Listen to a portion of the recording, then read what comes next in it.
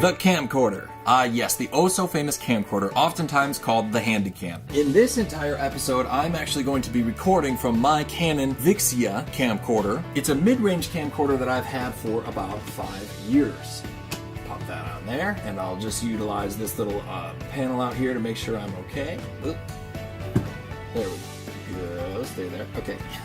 Now, as you can see, it's not a bad option. One of the best things about it is if you're looking for great video quality without having to fuss with all of the technical specs and settings, this has full auto mode, including autofocus, and that's great. You don't have to worry about anything, other than hitting record, of course. And with this type of camera, you usually get that side panel monitor, so you can make sure you're in focus if you're using manual focus, but also make sure you're framed up nice. It's great if you're all by yourself. These cameras are great for lengthy recordings. They don't have any time limits. They're not going to stop recording 20 minutes in. You may find your video clips separated into smaller files, but when you line them up in the video editor, you will see that it did not miss a frame. Most of these cameras come with the ability to use attachment lenses as well. Just find the ring size of the camera model and pop on these things. You can kind of screw them right on there. Sometimes they look a little weird, sometimes they're awesome. There's a bunch of different ones. There's telephoto. This one right here is a macro, so it's probably going to look like I'm very much so out of focus. And it is on autofocus right now. You'll need to use manual focus when utilizing these, but I don't know if it'll actually manual focus on me there. I'm going to do a B-roll clip with these lenses for you. Nice little option. One thing to keep in mind when utilizing attachment lenses like these, the more glass you put in front of your camera, the more glare and dust and things like that you'll have to deal with.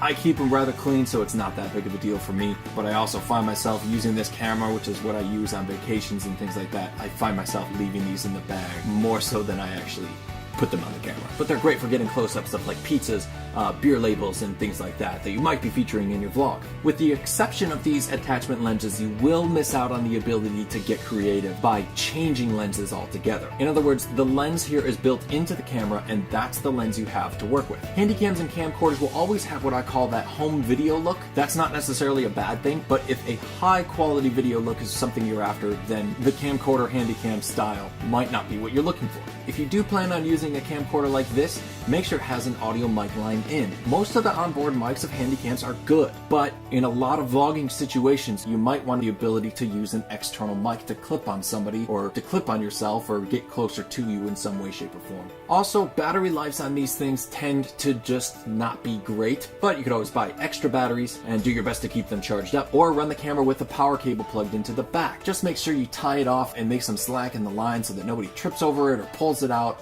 I can't tell you how many times you end up breaking that charging port or power line, and you have no choice but to use batteries. So thanks for watching. Next week I will be talking about the camera type that I recommend the most for your vlog, the DSLR camera type. Until then, here's a comparison between the smartphone, which we looked at last week, and the camcorder that we're looking at this week. This should be able to help you decide which camera type you would like to use for your vlog. As you can see, they're quite similar, but we will see a big difference next week when we take a look at the DSLR camera type. So make sure you're subscribed so you don't miss that. And don't forget to like and share as well. Thanks so much.